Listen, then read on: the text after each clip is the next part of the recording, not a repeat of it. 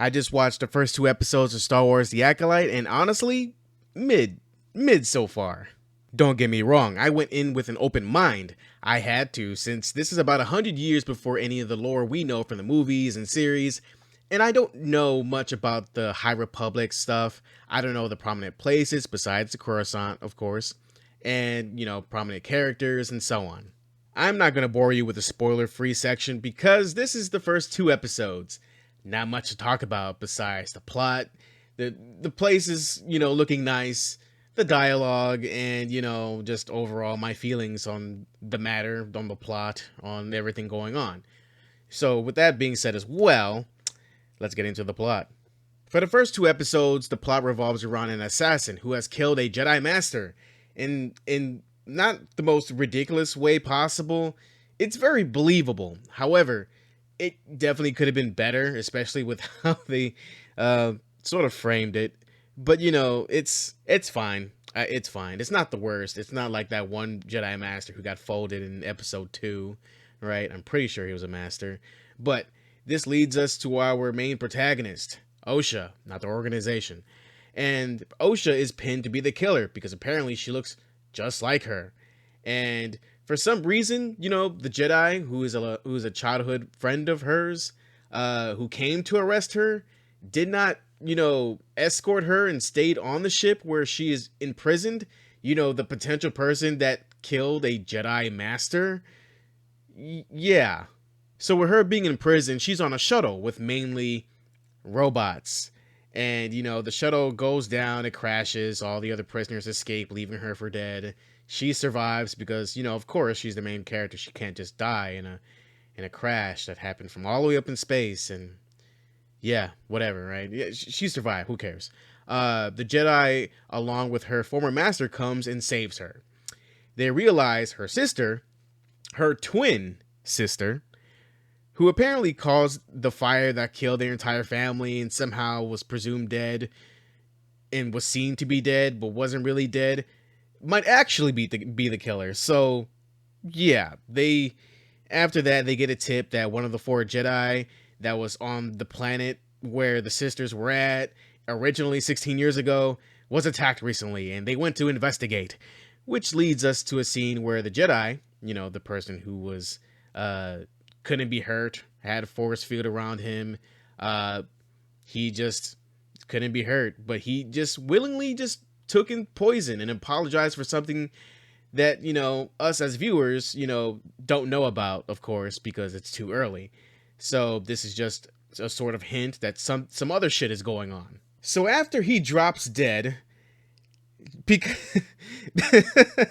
because of plot, Osha finds the body first. Then everyone finds the body next to Osha. So, yeah, everyone just sort of suspected her. But Lord, the guy, right? Our Jedi with the Miles Morales overused fucking haircut comes in to save the day because he was sort of lurking and making sure she wasn't on no bullshit, and vouched for her. So that's neat. So Osha realizes that the poison is from the vial. It's native to her homeland, right? Which is neat. She went to the local herb dealer. Yes, I said herb dealer, and basically, finds out that this guy is working with May, Osha's sister, because he is a fucking idiot. He tells them that May will come back. She fights Soul, Osha's master.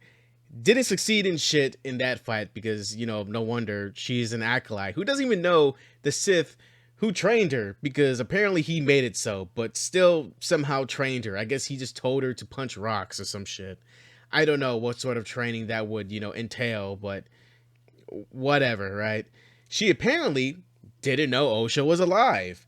Went and, like when told the truth, she escapes because she punches the ground. I guess the rock punching did something, I guess. She sees Osha, who missed the stun beam, and again proceeds to escape.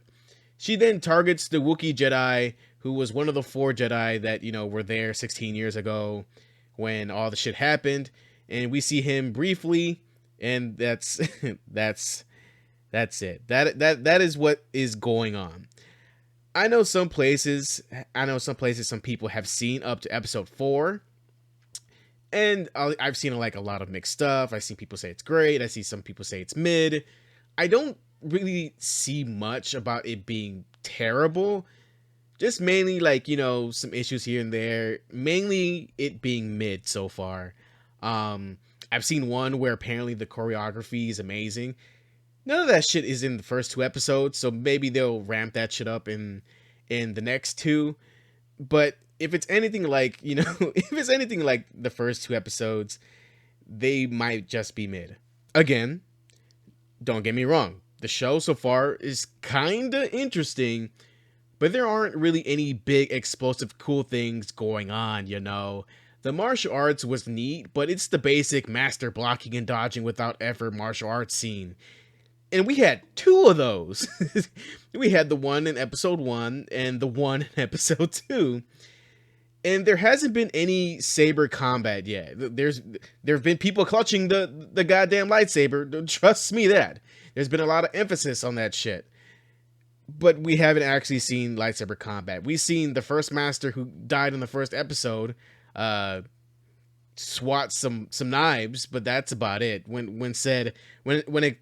confronted with the fact that Jedi only go ahead and pull their weapon when they're ready to kill, and she just sort of like realized she has her weapon. She's like, "Oh yeah, I'm not ready to kill you. I'll just go ahead and put it to the side. Whatever."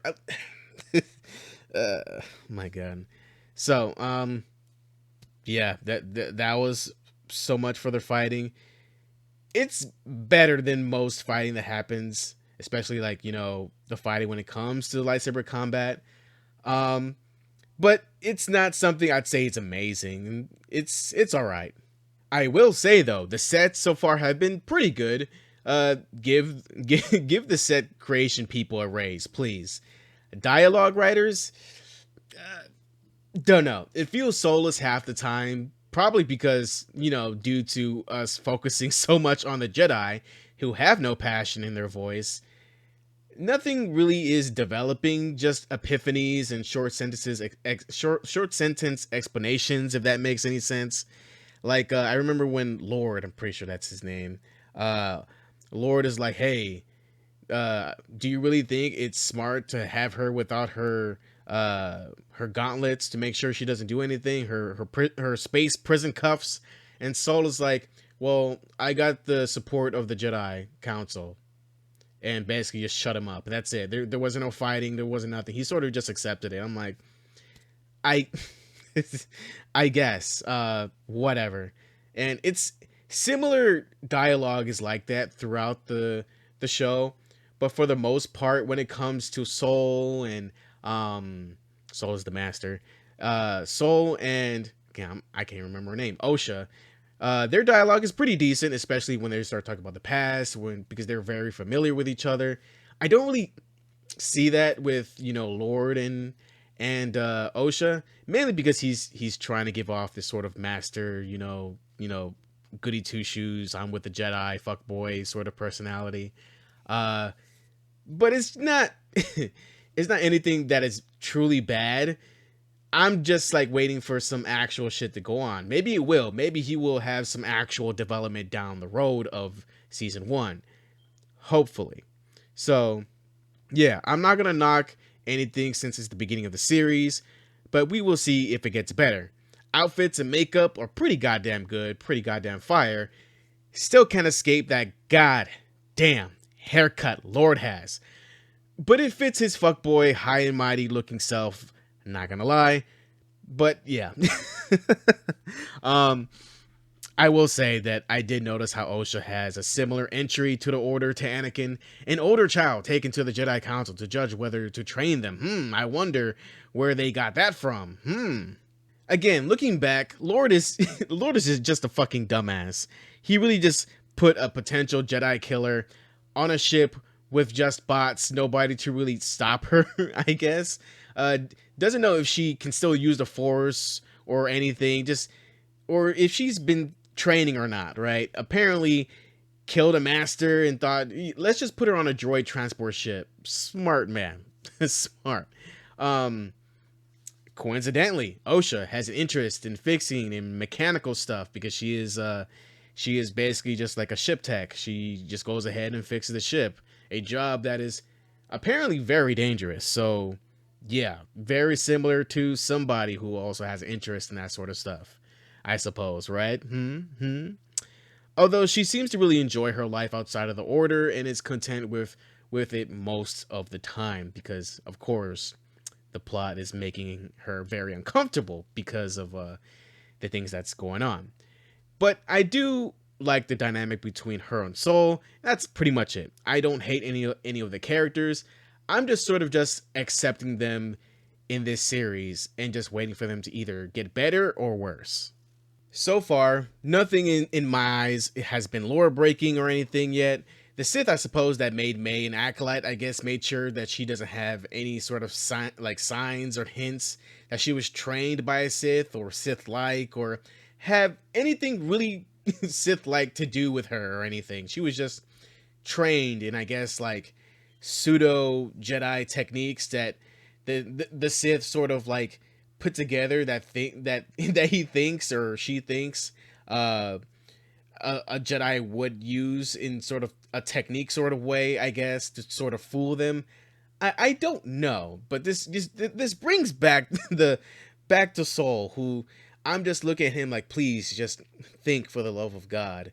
Like, a Force user not trained by a Jedi. I wonder who could have trained such a person who has the goal to kill us and is driven by passion and anger.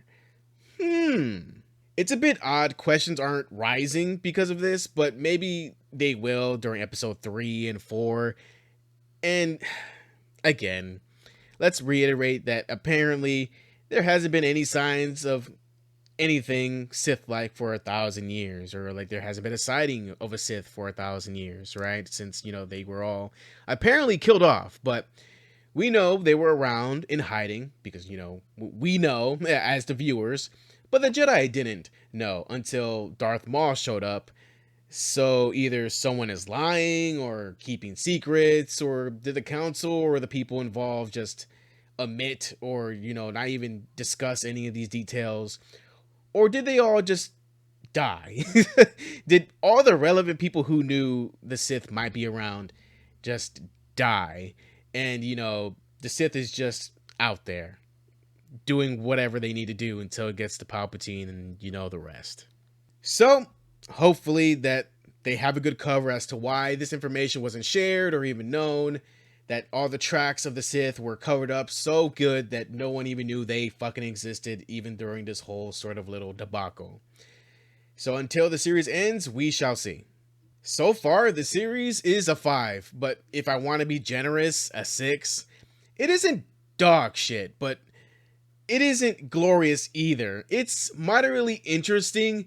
It didn't blow my mind at all for a premiere of this series at all. When the series is over, I'll give a whole review, so watch out for that.